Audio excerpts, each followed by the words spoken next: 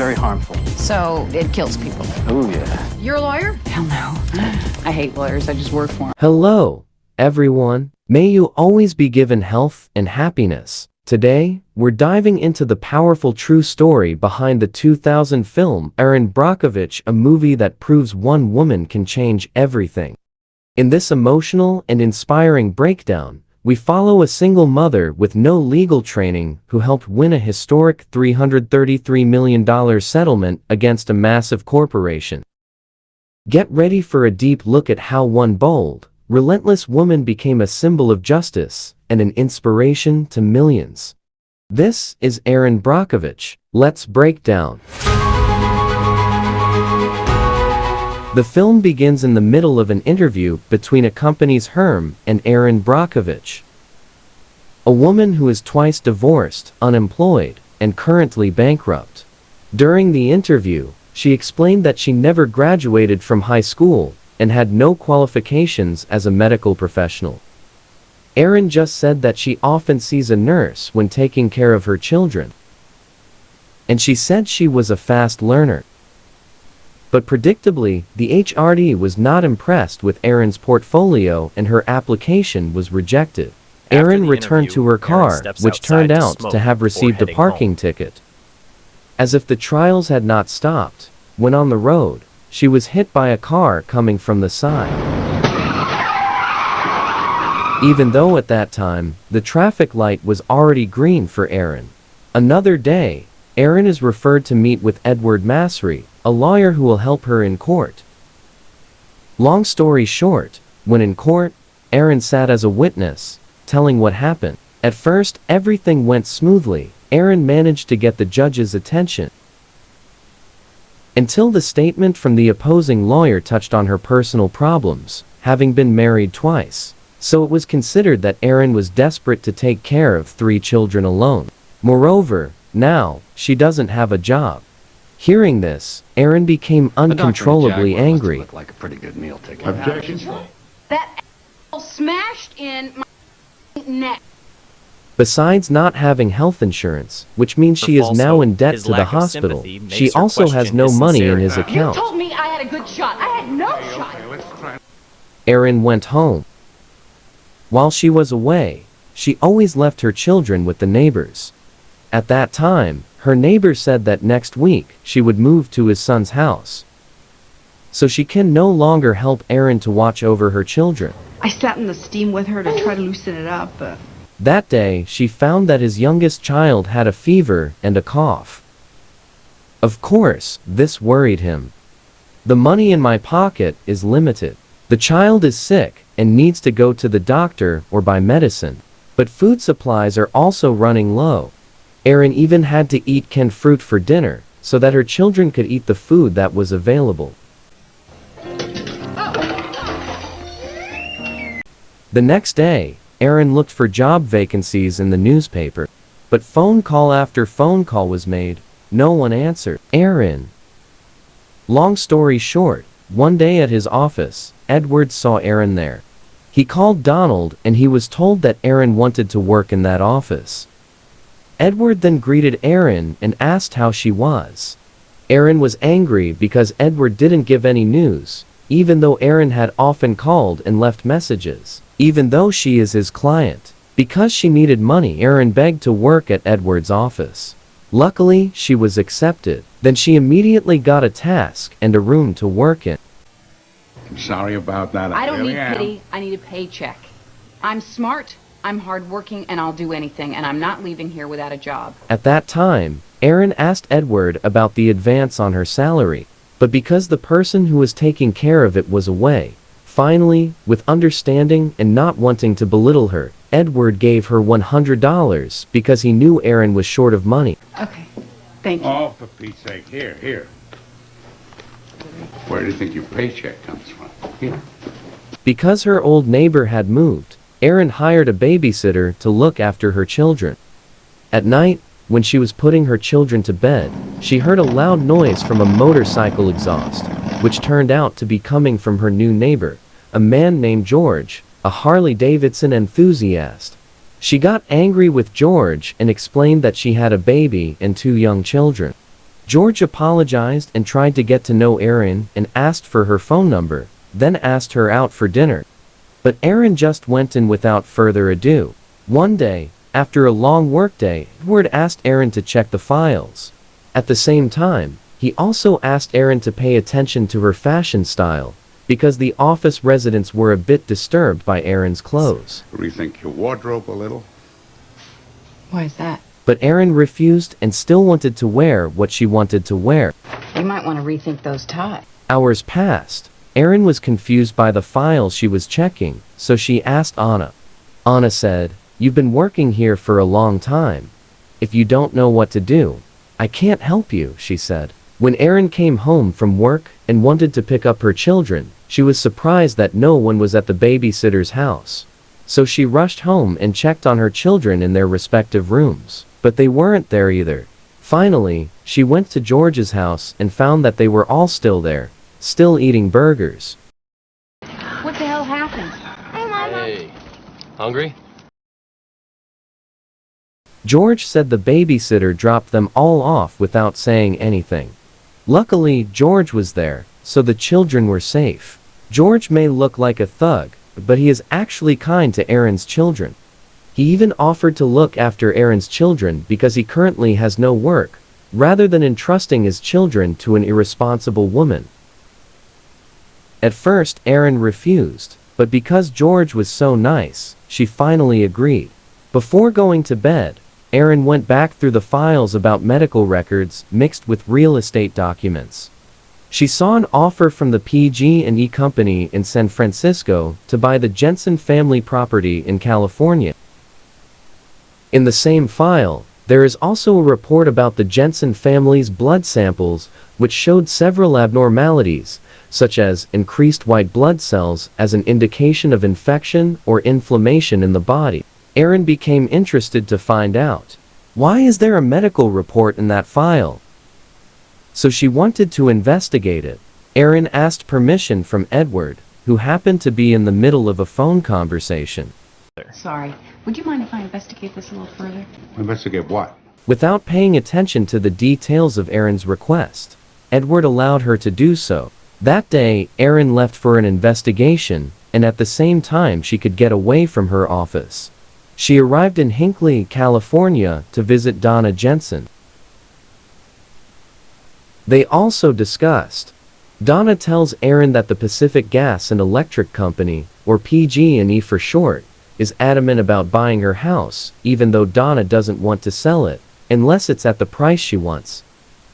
Erin also expressed her confusion. Why is there a health report in the property sale and purchase documents? So Donna told them that she and her husband were sick, and the company paid for a free doctor visit. PG&E did that, because the water in the area contained chromium that came from their plants. Why'd they do that? Because of the chromium. The what? But they said that chromium is not dangerous and has nothing to do with the disease that Donna and her husband suffer from. To learn more about chromium, Erin went to the University of California to speak with the toxicologist. Erin was explained that there are various types of chromium. Some are dangerous, some are beneficial for the body. But hexavalent chromium is a very toxic type and is carcinogenic or causes cancer. It can even change the DNA structure, which can pass on problems to the next generation. Erin asked how she could find out whether the chromium in their wastewater was hexavalent or not. Chronic headaches and nosebleeds, to respiratory disease, liver failure. Every county has one. They keep records of anything water-related within their jurisdiction. This expert also said that every region must have a department for reporting on water quality records. So another day, Erin went to the office that handled water quality issues. She was then escorted by an officer to an archive room that could be said to be not neatly arranged. After hours of searching, Erin found some interesting documents, such as cleaning orders and reduction of hexavalent chromium content. Other documents also contain the words pollution and contamination in relation to hexavalent chromium. Shethan photocopied all the documents. Erin's investigation took a week. So obviously, Erin didn't go into her office. When she showed up there again, she found her table packed up. She was also told that Edward fired her because she had been missing for days.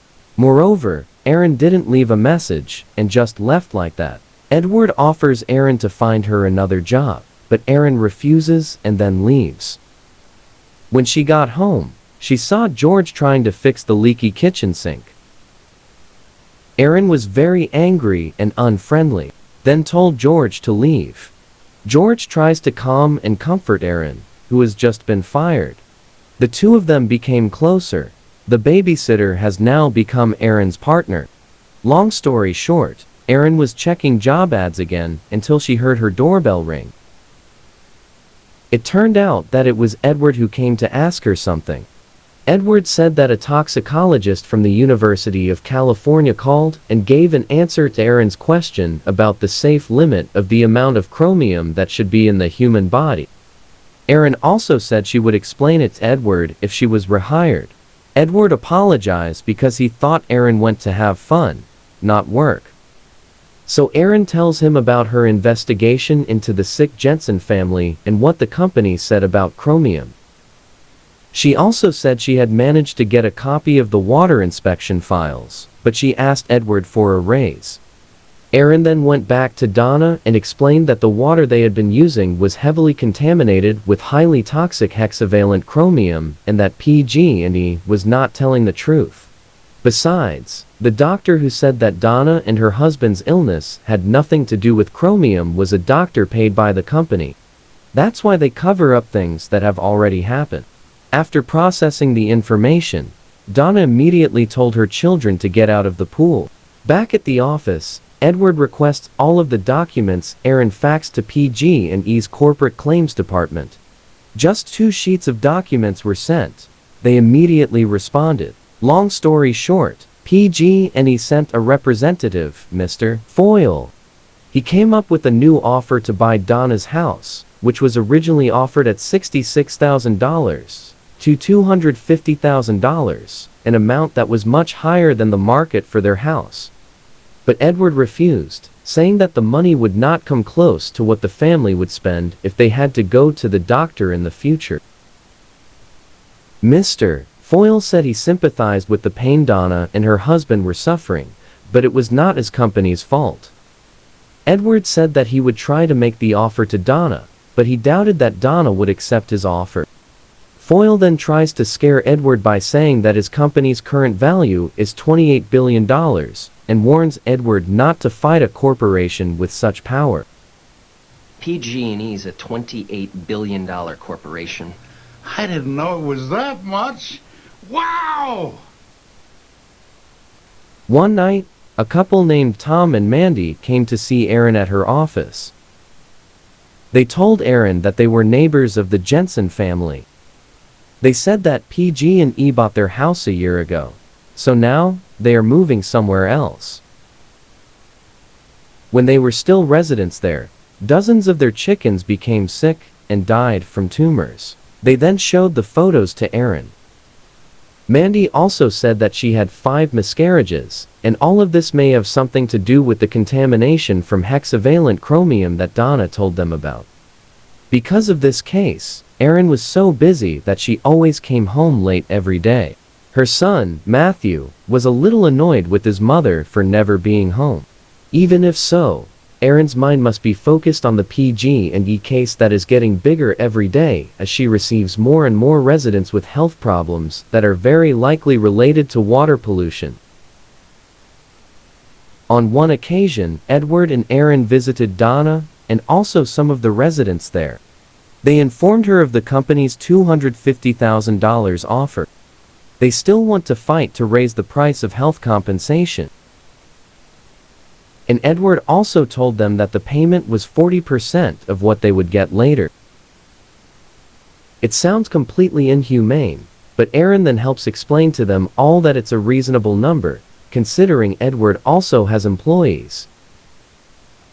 Besides, if he loses, Edward doesn't mind not getting anything.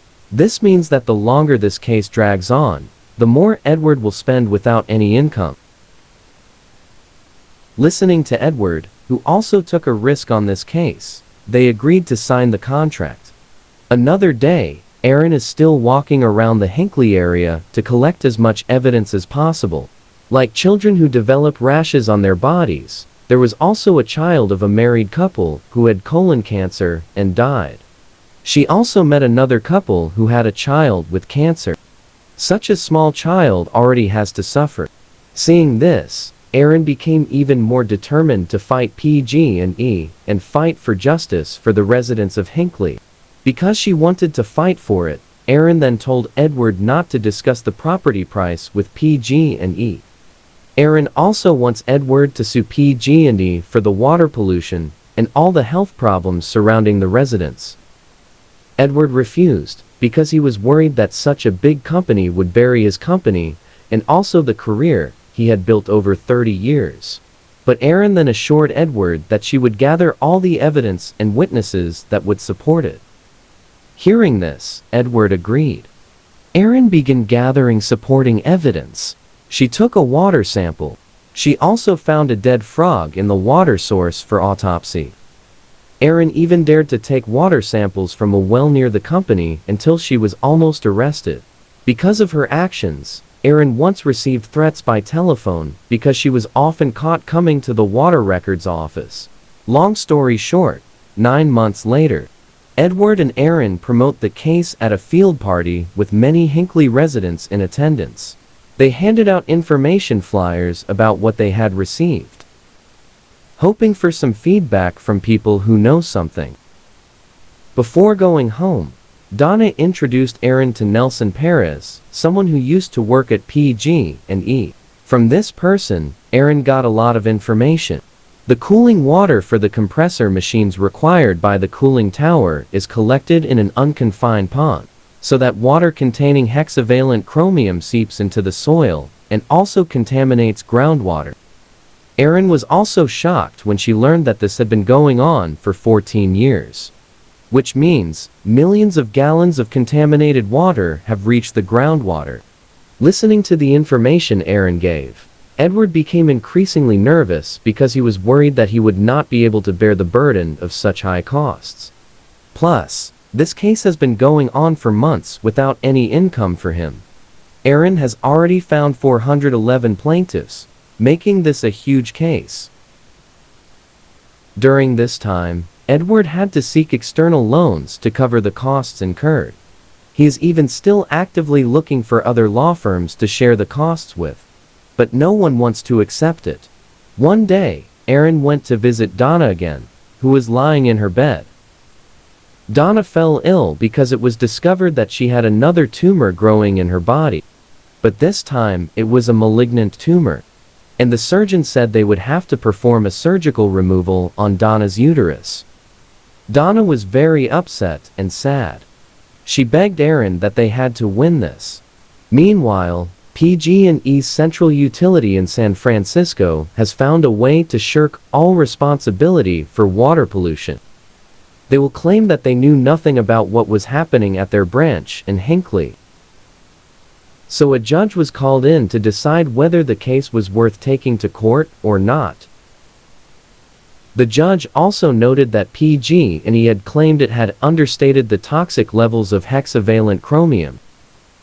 They have already made information available to local residents telling them that this is not dangerous. But the facts on the ground say otherwise. So the judge decided to move the case to trial between the Hinckley residents and the PG&E company. Even if they succeed in bringing the case forward, they still have to find evidence that proves that PG&E's central company in San Francisco knew about the contamination. Following the judge's ruling, PG&E then sent a delegation of their attorneys to Edward's office, offering $20 million for all plaintiffs to drop the case. Hearing that, Erin immediately got annoyed. They don't all dream of becoming rich.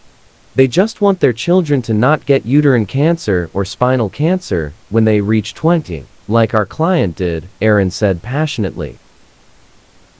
When they were about to drink the water provided, Erin said, "It was special water that we provided from Hinckley." The woman put down her glass without touching it again.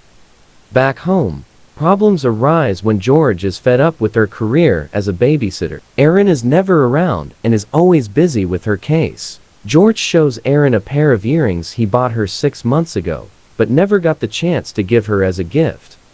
George then said that if Erin didn't look for another job, then Erin would have to look for another man. Erin then said that she had no intention of quitting this job. It was the first time Erin felt people respect her for what she did and stood for. George then said, "Your salary has increased. Now, you have enough money to hire a babysitter." George then left the earrings on the bed. Another day, Erin went to the office with her children. There, she meets Kurt Potter, another lawyer, who agrees to be Edward's partner on the case. He even agreed to cover all the costs incurred. Edward is overjoyed to have found Kurt Potter, but Erin is furious. He couldn't accept that Edward didn't tell Erin beforehand. Erin said it was easy for them to join now, since all the major work had been done. But Edward reminds Erin that there are expenses that must be covered and paid.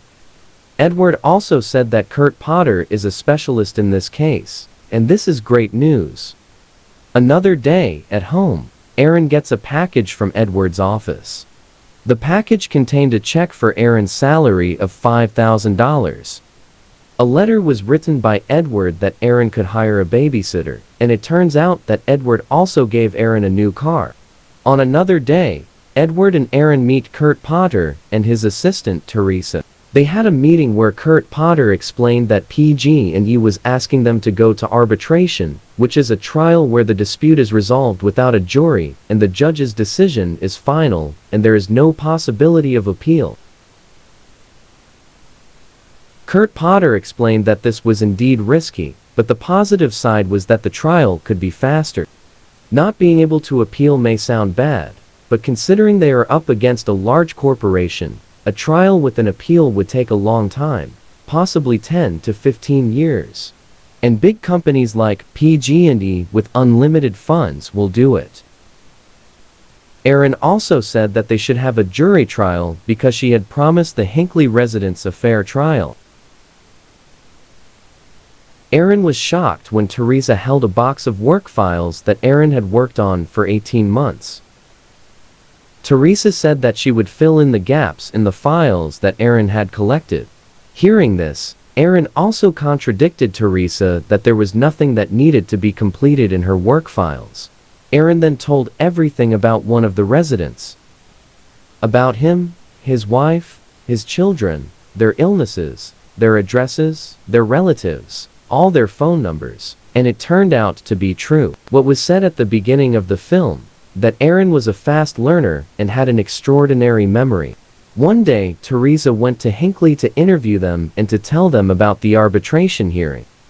Teresa asks the same thing as Erin, but she's too cool and professional for them, too distant, and so awkward that they don't like her.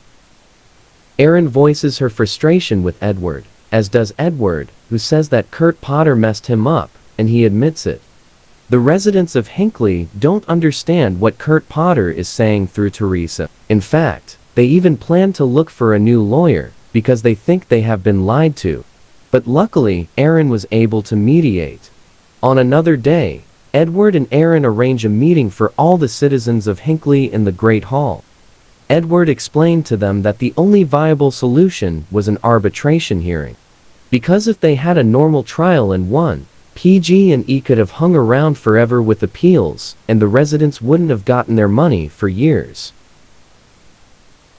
Edward could be said to be quite persuasive in explaining, so that the residents signed their agreement for the arbitration hearing. Edward and Erin did manage to get the approval documents, but there were still residents who were absent, so Erin and Edward had to visit them one by one. That's why she calls George to ask for help once again, to look after her children in the motel room, while Erin and Edward go to the residence. One by one, Edward and Erin came up to them to sign the consent form. One night, at a bar, Erin meets a local resident to ask for his autograph. At the same time, there was a man named Charles Embry who approached Erin. He had tried to talk to Erin several times, but had never had the chance. Charles admitted that he worked at PG&E and was once asked to destroy a document.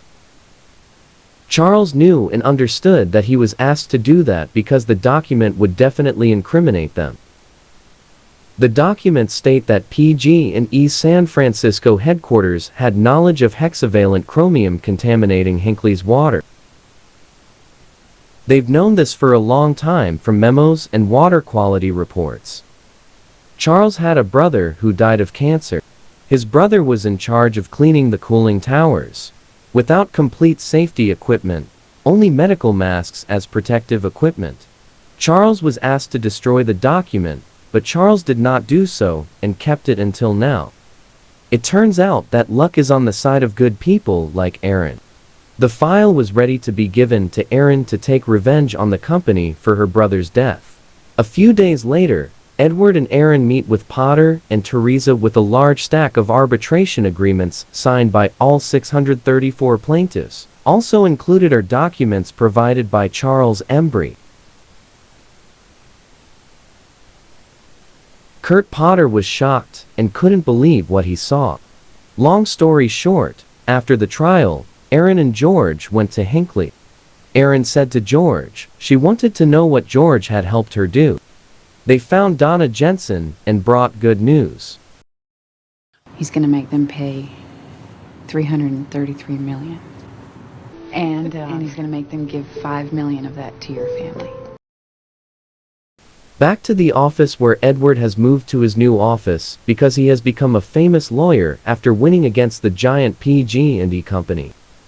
Edward enters Erin's room and gives her a check and says that the numbers are not exactly as they discussed because the numbers do not match. Hearing that, as usual, Erin reacts angrily and says that she has worked very hard, so she should get the appropriate reward. Figure's not exactly what we discussed. Lawyer. You should reward me accordingly. It's not complicated. You know what? However, Erin suddenly becomes silent when she sees that the check is written. Do they teach beauty queens how to apologize? Erin Brockovich reminds us that you don't need a law degree, a fancy title, or even a perfect past to make a real difference. She faced rejection, judgment, and overwhelming odds, but her persistence turned struggle into strength, and truth into justice. This movie is more than just a courtroom win. It's a reminder that courage lives in everyday people, and that one voice, when used with purpose, can echo across a nation. So no matter where you are in life, or how hard the road may seem, never stop fighting for what's right, because sometimes the most powerful force for change is just one determined person who refuses to give up. If you're fighting your own battles, remember, your strength lies in not giving up. Justice, change, and growth all begin with the courage to try. We hope this story inspired you as much as it inspired us. If you enjoyed this breakdown and believe in the power of true stories, don't forget to like, subscribe, and hit that notification bell so you never miss an inspiring journey. Leave a comment below. What did Erin Brockovich teach you about resilience or justice? We'd love to hear your thoughts. Have a nice day.